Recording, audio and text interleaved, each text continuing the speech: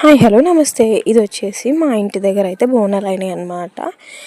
మొన్న సండే రోజు మా ఇంటి దగ్గర అయితే అందరికి అయిపోయినాక శ్రావణం ఎంటర్ అయ్యే టైంలో అయితే చేస్తారనమాట బోనాలు.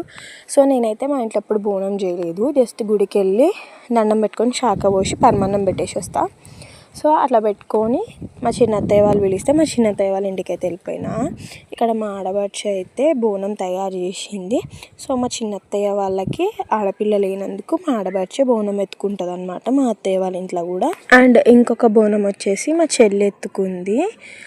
ఇంకొక బోనం మా అత్త ఎత్తుకుంది, కానీ అది బయటికి వెళ్ళి జస్ట్ ఇంట్లోకి వచ్చేస్తుంది అనమాట. ఈ రెండు మాత్రం గుడికి వెళ్తాయి.